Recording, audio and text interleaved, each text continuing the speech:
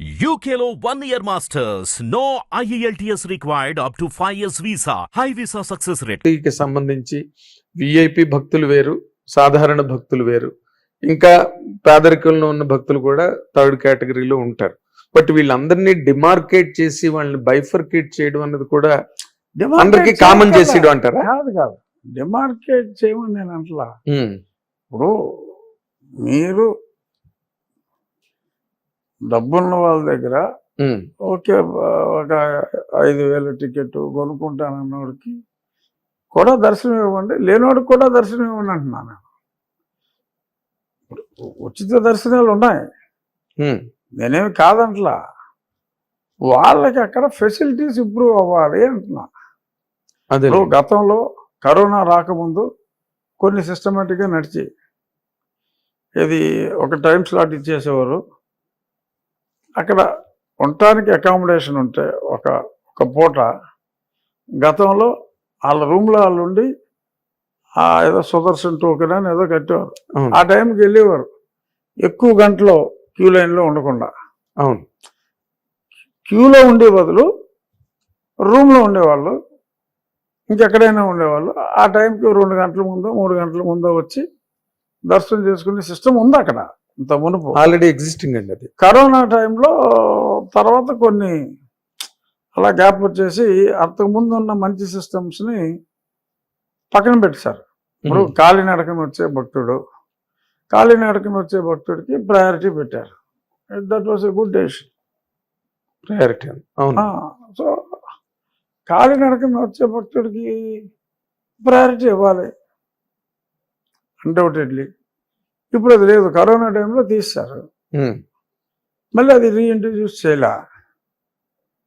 So అంటే వచ్చేవాళ్ళు ఎక్కువైనప్పుడు ఎలాగ సర్దాలి అనేది it's not an easy task. But నేను అనేది ఏంటంటే ఆ దిశగా ఆలోచించాలి అంటున్నా. గతంలో ఎన్నో చాలా మంచిగా జరిగినాయి. ఆ మంచిని తీసుకుని ఈ 5 సంవత్సరాల్లో చాలా అబరేషన్స్ వచ్చినాయి. ఆ అబరేషన్స్ ఏంటి అనేది తీసుకుని, so how to bring back the earlier good decisions and how to move away from the recent aberrations అనేది ఆలోచించుకుంటే, వాళ్ళు ఆలోచించట్లేదు అని నేను అంటలా. అదే దే మైట్ బి థింకింగ్, అది నేనేం కాదంటలా. But there has to be shorter time lines. మీరు నార్మల్గా మీరు ప్రభుత్వానికి కానీ లేకపోతే చంద్రబాబు నాయుడు గారికి కానీ మీరు బాగా సన్నిహితులు కదా అన్ని కార్యక్రమాల్లోని. మీరేమి సజెస్ట్ చేయట్లేదా? You are not taking any active part in that అండి? ఇప్పుడు వరకు జరగలేదు. మంత్రివర్గం ఉంది, సో మంత్రివర్గం ఉపసంఘాలు ఉంటాయి, సో వాళ్ళతో మాట్లాడుకుంటారు. అదేలేండి, ఎలైట్ గ్రూప్ మాట్లాడుకుంటారు. మీరు ఎలైట్ కాదా ఏంటి? నేను ఎలైట్ అవ్వచ్చు, బట్ నేను ఎలైట్ గ్రూప్ సభ్యుని కాదంటున్నా. అందులో మంత్రులే ఉంటారు.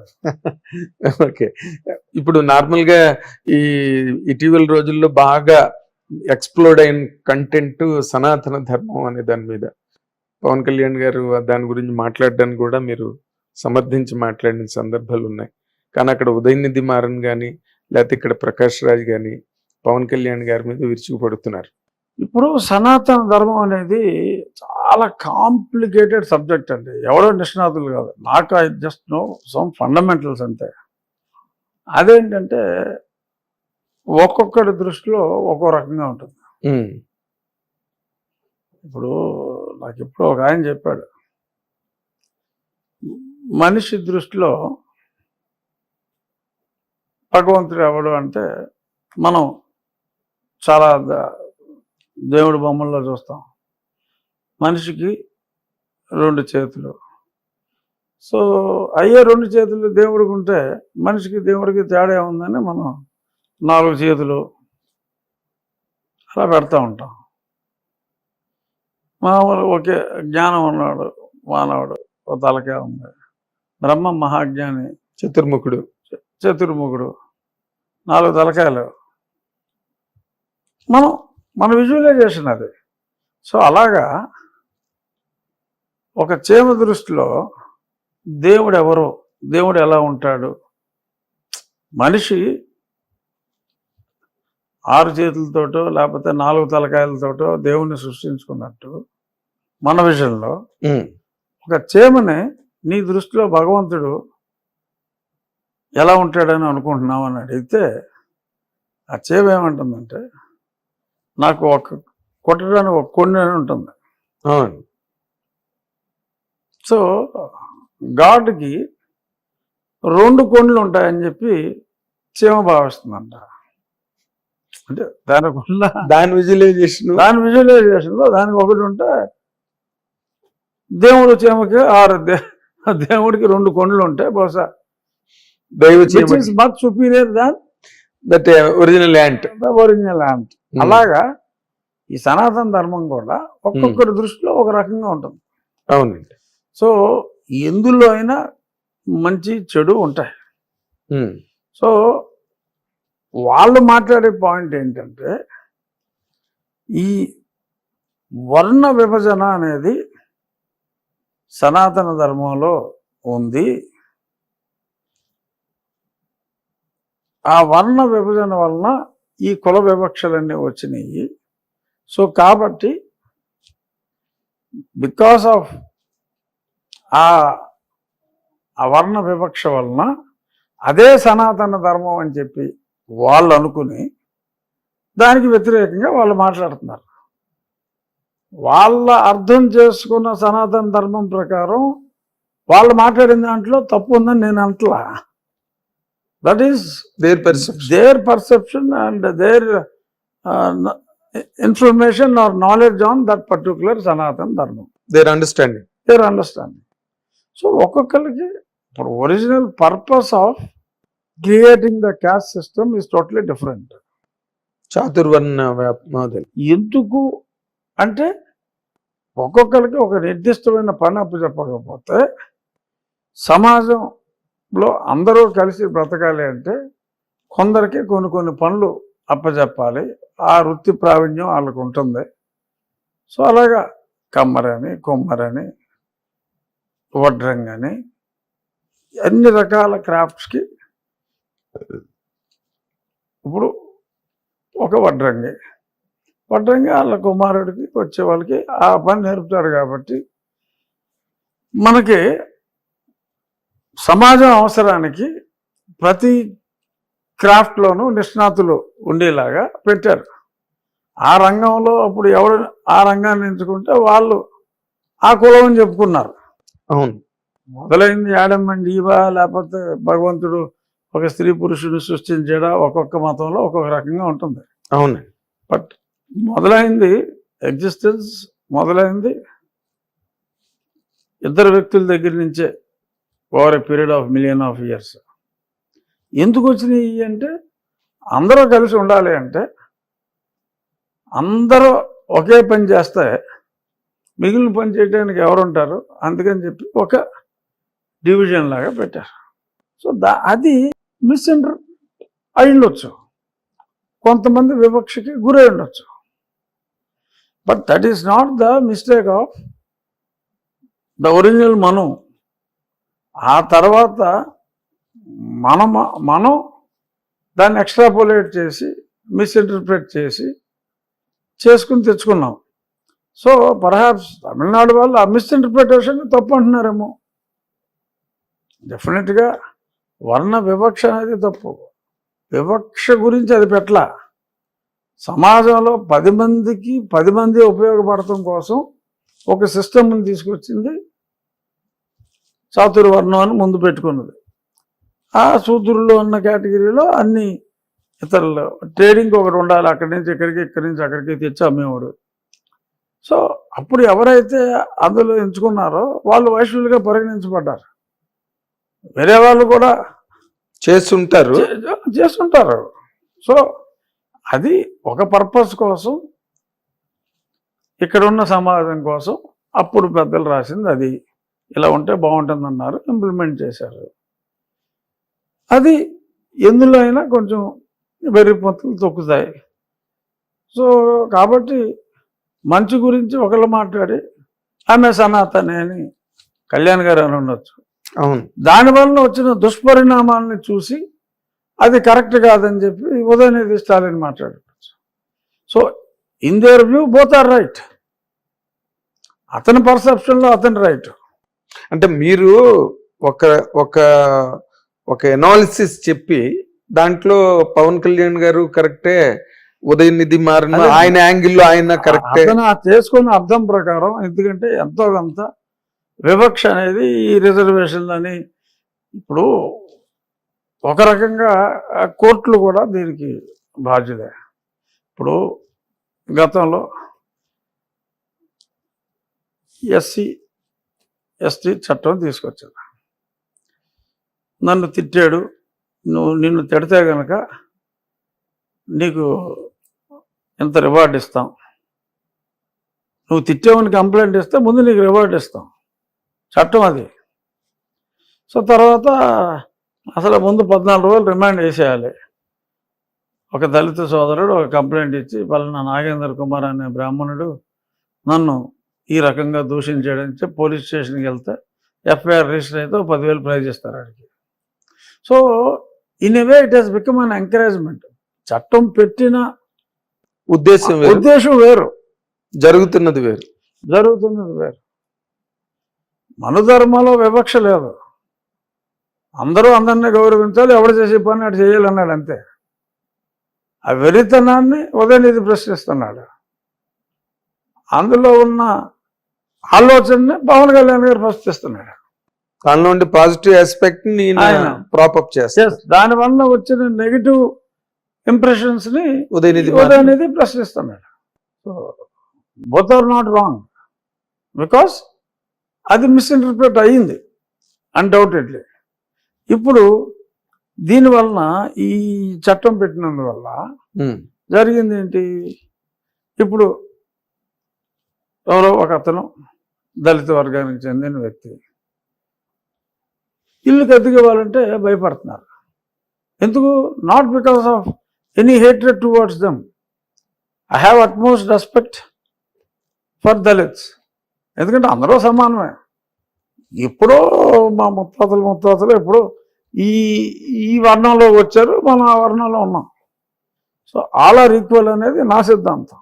కానీ ఈ చట్టం వల్ల వచ్చిన ఇబ్బంది ఏంటంటే, రేపొద్దున ఇంటి అడిగితే నా మీద కేసు పెడతాడేమో అని భయం. అతను పెడతాడా పెట్టడా అన్నది పక్కన పెడితే, పెడతాడేమో అన్న భయం వస్తుంది సమాజంలో. అది తెలియకుండా ఉంది, అది అంతర్లీనంగా ఉంది.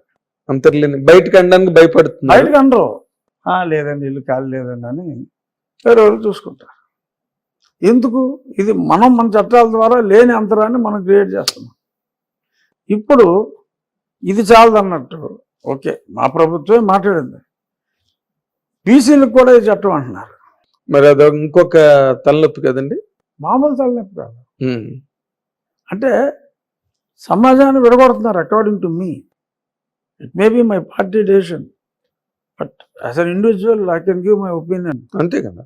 ఇప్పుడు 50% బీసీలు ఉన్నారండి, 20% ఎస్సీలు ఉన్నారండి. ఇక మిగిలిన సోకాల్డ్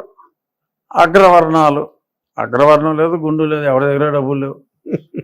డబ్బులు ఉన్న వాళ్ళు డబ్బులు ఉన్నాయి, లేని వాళ్ళ దగ్గర లేవు. అందరికన్నా బిగ్గెస్ట్ అగ్రవర్ణంగా ఈ చాతుర్వర్ణంలో చెప్పేది బ్రాహ్మణులు ఉన్నంత దౌర్భాగ్య స్థితిలో ఎవరు లేరు. అవును, చెప్పాలి అంటే చదువుకు తగ్గ ఉద్యోగాలు రావు. ఎందుకంటే రిజర్వేషన్లో 100కి 99 వస్తాయి కానీ మీకేమి రావు, 70 వస్తే మీకు ఉద్యోగం రాదు. సో ఈ చాతుర్వర్ణ సిస్టంలో ఇప్పుడు చంకనాగిపోయింది బ్రాహ్మణులు, according to me, honestly I'm telling. So అదొక 3%. ఇప్పుడు సోకాల్డ్ సమాజంలో బ్రాహ్మణులు ఒక 3% అండి, వైశ్యులు ఒక 4% ఉంటారు, క్షత్రియులు 1% అండి. సరే, కమ్మవారు ఒరిజినల్గా శూద్రులైన అగ్రవర్ణంలో ఉన్నారు. సో కమ్మవాళ్ళు ఒక 6% వేసుకోండి. రెడ్డి అనే కులం లేకపోయినా దట్స్ ఎ టైటిల్. కాపులు రెడ్లు అంతా మోరల్లెస్ సేమ్. ఏం వేసుకున్నా ఈ అగ్రవర్ణాలు ఆ చాతుర్వర్ణ సిస్టమ్ తీసేసి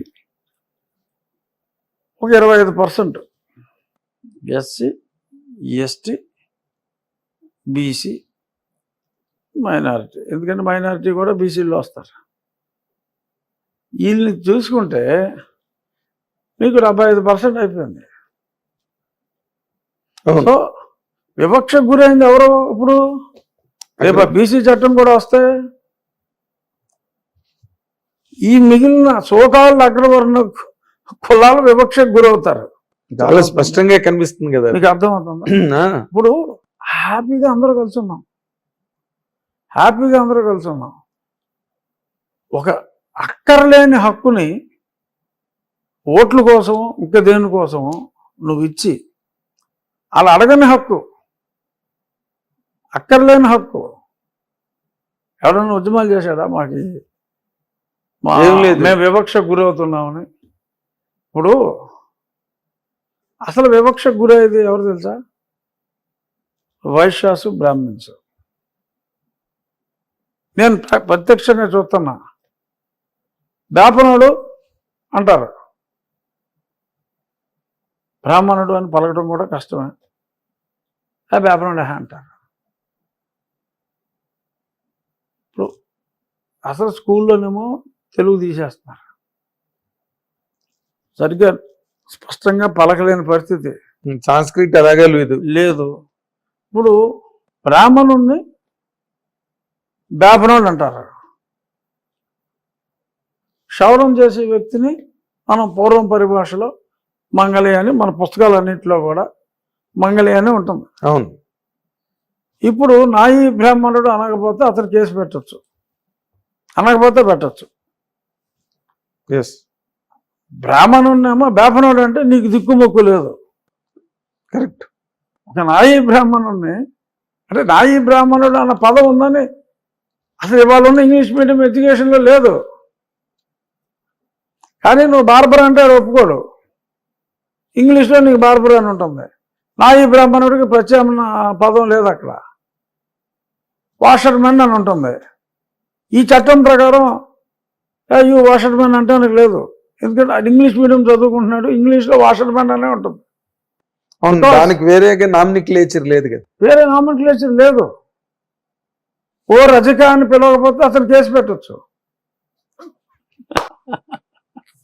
చాలా పెక్యులర్ ప్రాబ్లమ్స్. చట్టం అదే చెప్తుంది. ఇప్పుడు ఎలా ఇంత కాంప్లెక్స్. కావుడోడు అంటే నీ కేసు పెడతానికి లేదు, దాని పక్కన ఇంకో సఫిక్స్ కూడా పెడతారు. మనం మాట్లాడుకోలేం సభ్య సమాచారంలో. డబ్బులు కూడా పెడతారు. అదే అనుభూతున్నాను. సో మీరు అనవచ్చు బీయింగ్ ఏ బ్రాహ్మణ్, నేను అనలేను అంటే మళ్ళీ బ్రాహ్మణ సంఘాలు నన్ను కూడా పడతాయి. అవును, బ్రాహ్మణ కొడుకులు అంటారు కదా. అదే మీరు అనవచ్చు, మిమ్మల్ని ఎవరేమంటారు. నేను అన్నాను అనుకోండి, మళ్ళీ నన్ను తప్పుపడతారు. ఇప్పుడు అలాగా మీరు వర్ణ వివక్షకు గురవచ్చు. కానీ అసలు పదాలే లేని ఇప్పుడు ఇంగ్లీష్ మీడియమే అయిపోతుంది. రజకుడు అంటే ఎంతమంది తెలుసండి? ఎప్పటికీ తెలియదు. అసలు చెడు ఉద్దేశం మనసులో ఉండదు. ఆ పదం అది చదువుకున్న పదం, అది చెడు ఉద్దేశం ఉండదు. కానీ రేపొద్దున కేసు పెట్టచ్చు ఏంటి, పెడతారు. సిస్టమే ప్రొవోక్ చేస్తుంది కదా. సిస్టమ్ ప్రొవోక్ చేస్తుంది. మరి కేసు కట్టిన వెంటనే నువ్వు రివార్డ్ ఇస్తున్నావు. అది ఎంత అన్యాయం అండి. కేసు పెడితే అవార్డు ఏంటండి? అది ఉంది సిస్టము. కళ్ళు ఎర్రగా కూడా చూడకూడదంట, తెలుసా మీకు? అది ఉన్నాయి, చాలా ఉన్నాయి. మరి ఇప్పుడు డెఫినెట్ గా దీని మీద చర్చ వచ్చినప్పుడు బీసీలు కూడా అబ్జెక్ట్ చేస్తారు. ఇదో పెద్ద ప్రాబ్లము. అవునండి. మళ్ళీ మరి దీన్ని ఎస్సీ ఎస్టీ అట్రాసిటీని ఎలాగ మిళితం చేస్తారు అంటే, ఒక దళితుడు బీసీ మీద కేసు పెట్టచ్చా? ఈ బీసీకి ఇచ్చే హక్కులో దళితుడి మీద కూడా కేసు పెట్టవచ్చా? ఒక దళితుడు పొరపాటున ఓ మంగళయానో చాకలానో అంటే వీళ్ళు ఎస్సీ మీద కేసు పెట్టవచ్చా? ఎక్కడికి వెళ్తున్నాం మనం? మీరు కేసులు పెట్టుకుని చావండి రానా? అరే అందరూ కలిసిపోయాం, అందరూ హ్యాపీగా ఉన్నాం.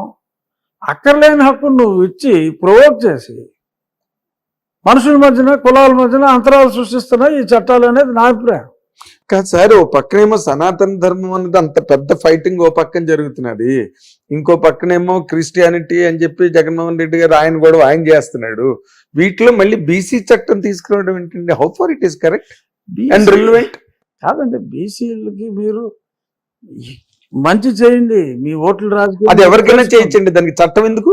దాన్ని ఇటువంటి చట్టం ఏది, ఈ చట్టం వేరు. ఈ చట్టం ఏంటి? బీసీ వివక్ష చట్టం.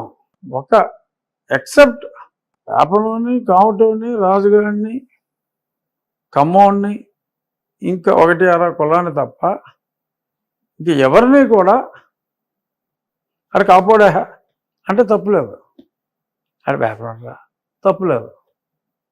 బట్ నువ్వు ఆడు డాష్ ఆడరా, ఈడు డాష్ ఈడురా అని మనం తరతరాలుగా మాట్లాడుకునేది మాట్లాడితే అది కేసు కట్టేయచ్చు. మిమ్మల్ని వేపన డాష్ అంటే మీరు కేసు కడతానికి లేదు. అవును, మీరు పొరపాటున అతని పేరు మర్చిపోయి అని వృత్తితో పిలిచారండి. చూడండి, మీలాంటి త్రిబులార్ కూడా మాట అనడానికి భయపడుతున్నారు. అవును, కేసు పెడతాడు, కేసు పెడతారు. రేపు చట్టం వచ్చింది వెంటనే అప్పుడు ఇలా మాట్లాడేయడానికి. సో అంతరాన్ని అక్కర్లేని చట్టాలు తీసుకొచ్చి పెంచుతున్నారు ఓట్ల కోసం. అది కరెక్ట్ కాదు అనేది నా అభిప్రాయం. సరే, రేపు బిల్లు పెట్టినప్పుడు నా అభిప్రాయం నేను చెప్పొచ్చు. సరే, మెజారిటీ ఏమంటే అదే నడుస్తుంది, అది వేరే విషయం. కానీ at least people should understand. People పరిపాలకులు తీసుకొచ్చి ప్రజల మీద రుద్ది మళ్ళీ ప్రజలు ఇంకేం ఆలోచిస్తారండి? అదే టబాకో గూడ్స్ అన్ని రోడ్డు మీద పెట్టి అమ్మి వాడద్దు చచ్చిపోతారని చెప్పినట్టు ఉంటుంది. ఎదురుగుండా అవైలబిలిటీలో పెట్టి వద్దొద్దు అని సినిమా థియేటర్లో చావు కొడతారు, లోపలికి వెళ్ళి మనం ఏదో ఎంటర్టైన్మెంట్ కోసం అని కూర్చుంటే. ఇప్పుడు ఇది కూడా అలాంటిదే, చట్టం తీసుకొచ్చి పెట్టి ప్రజలారా మీరు ఆలోచించండి అంటే ఏం ఆలోచిస్తారు? వీడిని ఎలా ఇరికించాలి, వీడిని ఎలా చావు కొట్టాలని ఆలోచిస్తారు. చూడండి, అసలు రేపు ఆ చట్టం కూడా వచ్చాక ఎన్ని కోర్టు కేసులు పెరుగుతాయి, కోర్టులు పెరుగుతాయి, లాయర్లు బాగుపడతారు, వృత్తి బాగా వృద్ధి చెందుతుంది, లాయర్ వృత్తి. మళ్ళీ ఇప్పుడు అందులో కూడా ఇప్పుడు 50% బీసీలు ఉన్నారు కదా, ప్రతి కులానికి హక్కులు ఇస్తున్నారు. ఆ ఇంటర్ కులాల్లో కూడా మళ్ళీ కేసులు కట్టుకుంటారు. అది నాయి బ్రాహ్మణుడు రజకుడి మీద కేసు పెట్టుకోవచ్చు, కానీ గొప్ప రజకుడు యాదవుల మీద పెట్టుకోవచ్చు, ఎవరి మీద పడితే వాళ్ళ మీద పెట్టుకోవచ్చు. ఈ 4 వర్ణాలు మాత్రం గట్టు మీద నిలబడి చూస్తుండని తప్పితే వీళ్ళు మంచి చెడు తెలిసి కూడా ఏమి చెయ్యాలంటే మనం ప్లాస్టర్ వేసుకుని తిరగాలి. ఈ ప్రకాష్ రాజ్ గారు కూడా జస్ట్ ఆస్కింగ్ అని ట్విట్టర్ లో విపరీతంగా పవన్ కళ్యాణ్ గారి మీద ఎగ్నెస్ట్ గా యుద్ధం చేస్తున్నాడు దీని మీద. అదేనండి, ఇప్పుడు ఆయన రాజ్యాంగంలో ఉన్న వాక్ స్వాతంత్రం అనే దాన్ని బాగా ఆయన వాడుకుంటున్నాడు. ప్రకాష్ రాజ్ గారికి రాజ్యాంగం చాలా బాగా తెలుసు. Is a well read person. నాకు చక్కటి పరిచయం ఉంది ఆయనతో.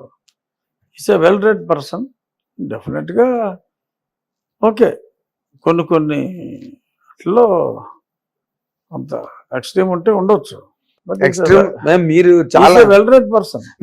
Well read being well read and being well expressed at 2 different faculties and aspects.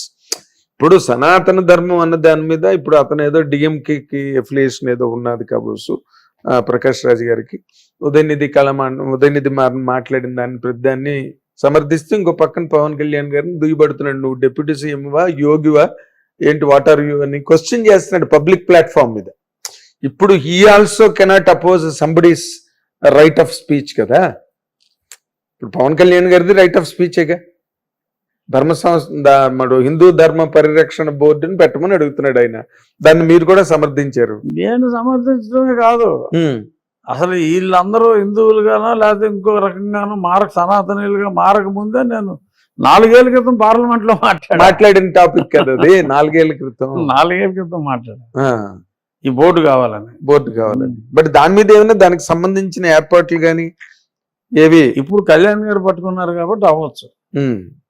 అప్పుడు నేను పార్లమెంట్లో మాట్లాడాను, చాలామంది నా మీదకి వచ్చారు, ఇదేంటి ఎలా మాట్లాడాను, బీజేపీ వాళ్ళు సమర్థించారు. కాదు కాదు, మీరు మాట్లాడితే మీ మీదకి రావడం కాదు, మీ మీదకి వచ్చే మాటలే మీరు మాట్లాడతారు. జనరల్ టాక్ ఉండదు మీ దగ్గర. 10 మందిని ప్రేరేపించి ఆలోచింపజేసే మాటలే మీరు మొదటి నుంచి మాట్లాడుతున్నారు. అవన్నీ ప్రూవ్ అయ్యాయి. జగన్మోహన్ రెడ్డి గారి మీద మీరు డైరెక్ట్ గా ప్రత్యక్ష యుద్ధానికే దిగారు, being with in the party. So మీరు ఇంకా ఆయిరత్తులు వరుణ్ అంటారు తమిళ్లో, అంటే వేలల్లో ఒక్కడు అన్నమాట. అలాగే ఇప్పుడు ఈ రోజున పవన్ కళ్యాణ్ గారు కూడా ప్రభుత్వంలోకి వచ్చి ప్రభుత్వ పీఠం మీద ఉన్న వాళ్ళు ఎవరు కూడా ఒక మతాన్ని ఓన్ చేసుకుని మాట్లాడలేదు ఇప్పటి వరకు కూడా ఎవరు. బట్ దాన్ని ఆయన చాలా ప్రాక్టికల్ గా is reiterating vociferously on every dais, on every possible occasion. దానికి ఏమైనా మరి నరేంద్ర మోడీ గారు కూడా హిందూ ధర్మ పరిరక్షణ ఆస్పెక్ట్ లోనే ఆయన మూవ్స్ అన్ని ఉంటాయి. దాని గురించి ఏమైనా కట్టుదిట్టమైన ప్రణాళిక ప్రాతిపదిక తయారవుతున్నదండి లేదా? తెలియదు. అది దేశ ప్రధానికి ఒక రాష్ట్ర ఉప ముఖ్యమంత్రికి ఉన్న రిలేషన్. అంటే ఎలియన్స్ పార్టీయే కదా, కూటమే కదా మీరందరూ. కాదండి, కూటమి నాయకులు మాట్లాడుకోవటం వేరు. కూటమిలో ప్రతి ఓడు నాయకుడు కాలేడు కదా. అవును, అఫ్ కోర్స్ నాయకుడు. మరి మీ తాలూకుది ఎప్పుడు మేము వినడమే తప్పితే ఈ రోజు వరకు ప్రభుత్వం వచ్చేప్పుడే 4-5 నెలలు అయిపోతున్నదా? 4 నెలలు దాటింది. 4 నెలలు దాటి 4 నెలల 10 రోజులు. అదే 4 నెలలు 5 నెలలు, అదే నేను 4 నెలల 10 రోజులు. 10 రోజులు. మరి ఈ రోజు వరకు మీ కి ఏదో ఒక ప్రత్యేకమైన హోదా కల్పిస్తారని వింటున్నాం. సర్కిల్స్ లో వినిపిస్తున్నది, పేపర్స్ లో రాస్తున్నారు, సోషల్ మీడియాలోని పొక్కుతోంది. కానీ ఎక్కడ మీ వైపు నుంచి అసలు ఏంటి, అసలు ఏం జరుగుతున్నది, ఇక్కడ ఏం జరుగుతున్నదో నాకు తెలియాలని ప్రకాష్ రాజ్ డైలాగ్ లాగా అడుగుతున్నాను మిమ్మల్ని నేను. స్టేట్ రిప్రజెంట్ చెప్పిన దాంట్లోనే సమాధానం ఉంది. ఎలా మాట్లాడుకుంటున్నారు కానీ ఏమీ జరగట్లేదని అన్నారు కదా. నేను అదే సోషల్ మీడియా మాట్లాడుకుంటున్న మాటలే నాకు తెలుసు, ఎందుకంటే సోషల్ మీడియాని ఫాలో అవుతాం కాబట్టి. అంటే నార్మల్ గా మీరు ఈ పార్టీలోకి వెళ్ళి ఈ పార్టీ ద్వారా పోటీ చేసి గెలిచి ఆ నేపథ్యంలో చాలా మంది ఏమనుకుంటున్నారంటేనండి, అందరు వాయిస్ నేను రిప్రజెంట్ చేస్తున్నా. ఎందుకంటే యూఆర్ ది ఫస్ట్ రెబెల్. పార్టీలో ఉండి జగన్మోహన్ రెడ్డి గారి పార్టీని మీరు అసలు మామూలుగా చీల్చి చెండాడలేదు మీరు. దాన్ని అలా చేసిన మొట్టమొదటి వ్యక్తి. తర్వాత ఈ ఎలక్షన్ వాతావరణం అంతా బాగా వచ్చిన తర్వాత పార్టీ మాట్లాడుకోవడం వేరు. మీరు విత్ ఇన్ ది పార్టీ ఉండి ప్రాణాలకు కూడా తెగించేంత వరకు వెళ్ళిన వ్యక్తి మీరు. 3 సార్లు చావు తప్పించుకున్నారు. అదే అంటున్నా. అలాంటి మీకు ఏదో ఒకటి 100% ఒక ప్రత్యేకమైన స్థానము, లేకపోతే ఒక ప్రత్యేకమైన యుద్ధమిద్దమైన నిర్దిష్టమైన హోదా ఏదో ఒకటి కలుగుతుందని, కలిగిస్తారని చెప్పి అందరూ ఆశించారు. But why it is not happening? మీకు తెలిసినంత వరకు, మీ అబ్జర్వేషన్ వరకు, what is blocking you? Blocking మీయా? What is blocking the leaders అనేది మనం అడగాలి, అంతే తప్ప. అదే సార్, ఫ్రమ్ దట్ సైడ్ మీరు ఆర్ బీయింగ్ బ్లాక్డ్. అంటే ఇప్పుడు మీకు ఏదో ఒకటి ఇస్తే you are on the forging direction, you are on upsurge. ఇవాళ ఫార్చునేట్గా నాకు అవసరం లేదు, ఫార్చునేట్గా. ఎందుకంటే మొన్న లాస్ట్ వీక్ విజయనగరంలో కలిసాం. లాస్ట్ మంగళవారం. అవును, 6 రోజులైంది. విజయనగరంలో నా కాన్స్టిట్యున్సీ కాదు, నా ప్రాంతం కాదు, మీకు ఏ రకంగా సంబంధం లేదు, ఏమీ సంబంధం లేదు. విజయనగరంలో ఆ 500 మీటర్లో రోడ్డుకి 2 వైపులా ఉన్న క్యూ లైన్లో నాకెంత గౌరవం ప్రజలు ఇచ్చారు. మిమ్మల్ని ఎంతమంది పలకరించారో, మిమ్మల్ని చూసి ఎంతమంది కేకలు పెట్టారో నేను ప్రత్యక్ష సాక్షిని. మీరే ప్రత్యక్ష సాక్షి. ఎస్, నాకు తెలిసి రాష్ట్రంలో ఏ మంత్రికి కూడా అందులో 10వ వంతు కేకలు కానీ ఇంకోటి కానీ ఉండవు. కేరింతలు కెవ్వు కేకలు లేవు. మీరు కాబట్టి అంటే నేను అనేది, ప్రజల్లో నాకంత గౌరవం ఉన్నప్పుడు ఈ పదవి నాకెంత అంటలా, ఇవ్వనందువల్ల నాకు నష్టం లేదంటున్నా. అది మీకు వాటిల్లో నష్టం ఏం లేదు, నాకు వాటిల్లో నష్టం ఏమీ లేదు. మీ ఇమేజ్ ఏం తగ్గదు, మీ పాపులారిటీ తగ్గదు. ఎవడైనా మంత్రి అయితే 10 మంది గుర్తిస్తారేమో అని అనుకుంటారు జనరల్గా. అవును. అసలు నాకు ఏ పదవి లేకుండా నాకు ఆ గుర్తింపు ఉంది. ఈవెన్ నేను ఎమ్మెల్యే కాకపోయినా కూడా నాకు ఆ గుర్తింపు, అదే గుర్తింపు ఉండేది. అవును, ఈసారి ఎమ్మెల్యే కాకపోయినా, ఈసారి నేను ఎమ్మెల్యే కాకపోయినా, గెలవకపోయినా పోటీ చేస్తే గెలుస్తారులేండి. అందుకని ఎమ్మెల్యే కాకపోయినా కూడా నాకు అదే ప్రజాదరణ ఉండేది. దాంట్లో అయితే డౌట్ లేదండి. As a media person I'm telling, so you are being loved and admired by lot of people. lot of neutral people. Neutral people. అందరికీ పార్టీ అఫిలియేషన్ ఉండదు కదా. పార్టీ అఫిలియేషన్ లో ఉన్న వాళ్ళు కూడా కొంతమంది బయటకు చెప్పలేకపోవచ్చు, కానీ So, నాతో అంచేత- వ్యక్తిగతంగా అన్న వాళ్ళు చాలా మంది ఉన్నారు.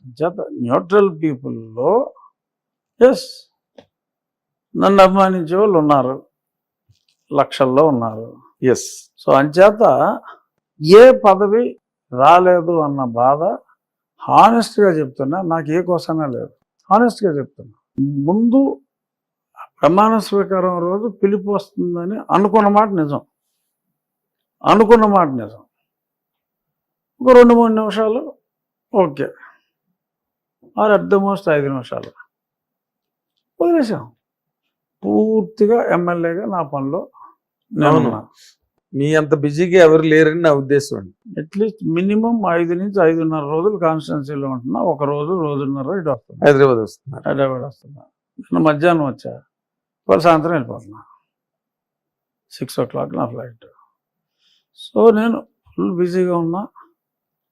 I'm enjoying my duty with overwhelming public support Following at every nook and corner of the state. Yes, so నేను ఎక్స్పెక్ట్ చేసింది ఇదే. So I got what I had expected. మీరు ఆశించింది మీకు దక్కుతుంది. నేను ఆశించింది ప్రజాభిమానం. అది నేను ఆశించిన దానికన్నా 1000 రెట్లు ఎక్కువ నాకు దక్కింది. దక్కుతుంది. Present continuous tense. Yes, present continuous tense దక్కుతుంది. So I'm happy. But your fans are not happy. You should also make it point. మీకు ఏదైనా వస్తే వాళ్ళు చంకలు గుద్దుకుందామని ఆలోచనలో ఉన్నారు, అది జరగట్లేదు. వాళ్ళు దాని గురించి వెయిట్ చేస్తున్నారు, ఎప్పుడు జరుగుతుంది, ఎలా జరుగుతుంది. ఎందుకంటే టీటీడీ బోర్డు, ఇందాక నేను అన్నట్టుగా టీటీడీ చైర్మన్ ఒకటి ఎక్స్పెక్ట్ చేశారు.